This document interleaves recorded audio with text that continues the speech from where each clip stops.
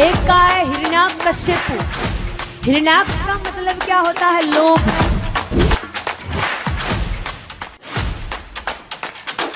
नमस्कार, मैं आपके साथ अंजना और आप देख रहे हैं नेशनल न्यूज नेटवर्क।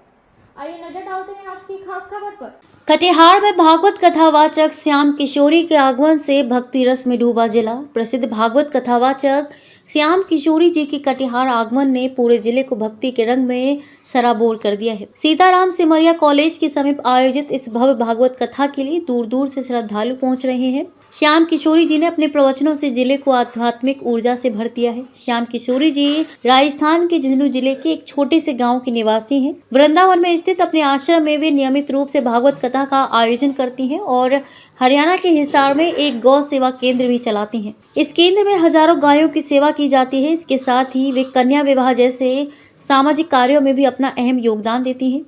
निःशुल्क भागवत कथा, समाज को समर्पित सेवा, 17 सदस्यीय टीम के साथ श्याम किशोरी जी देश भर में निःशुल्क भागवत कथाएं आयोजित करती हैं।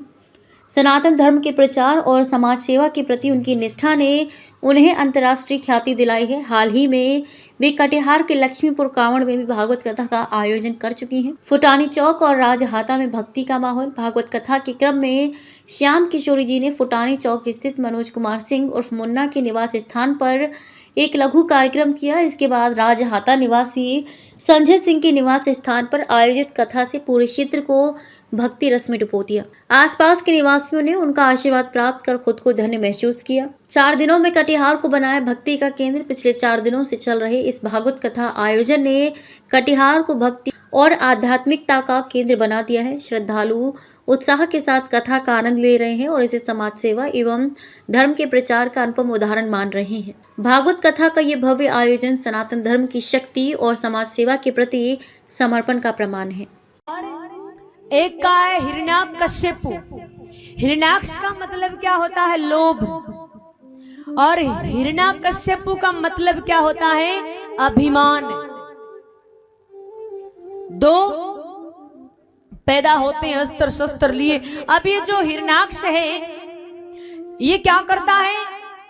बाहर निकलते ही इसकी इच्छा होती बस मेरे से कोई युद्ध करे। सामने जा रहे थे तो महाराज नारद जी आकाश मार्ग से आ रहे थे। नारद जी को पकड़ लिया, बोले रुकिए। कैसे? बोला सिर्फ ये वीणा ही बजाते हो या और कुछ करते हो? हैं?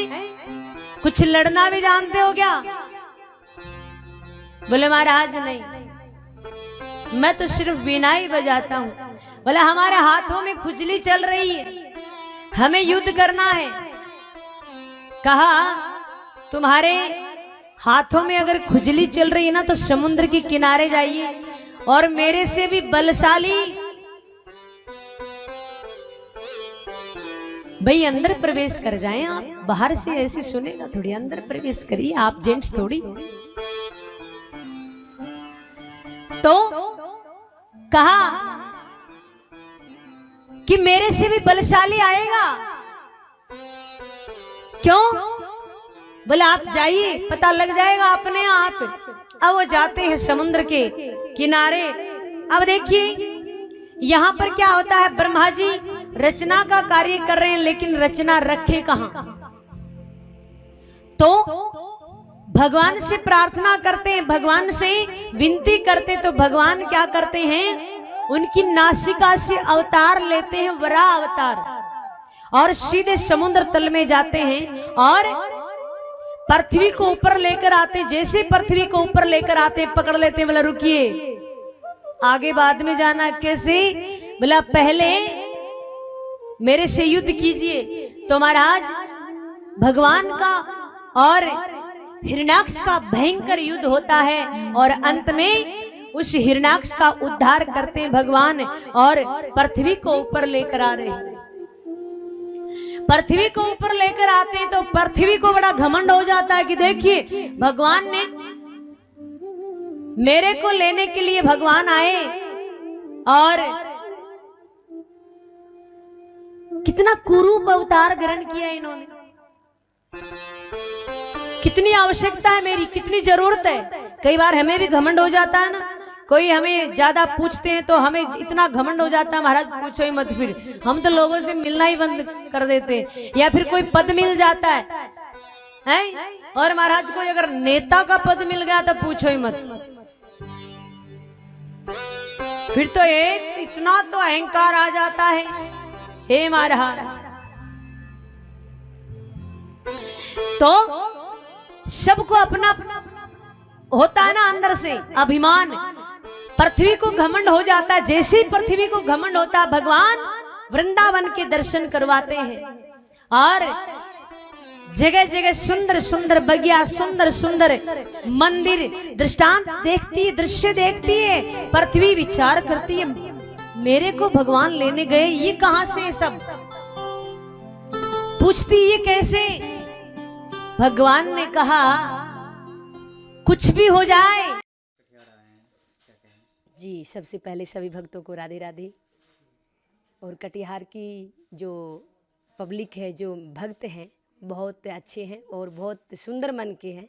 तो कटिहार से तो मैं लगभग 2-2.5 साल से जुड़ी हुई हूँ। बहुत प्रेम मिला और लगता ही नहीं है कि मतलब मैं यहाँ की नहीं हूँ, ऐसे लगता है मेरे मायके आ गई हूँ। बहुत अच्छा लगता है। आपको मेरा सीमांचल कैसा लगा? बहुत अच्छा।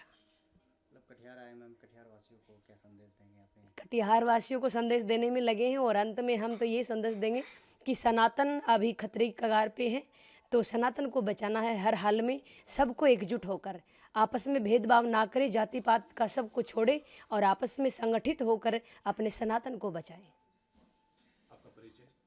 मेरा परिचय, मैं श्यामा किशोरी हूँ और बेटी राजस्थान की हूँ, रहती श्री धाम वृंदावन हूँ। खबरों में अब तक के लिए बस इतना ही। फिर होगी आपसे मुलाकात ऐसे एक खास खबर के साथ। तब तक के लिए नमस्कार और देखते रहिए नेशन न्यूज नेटवर्क।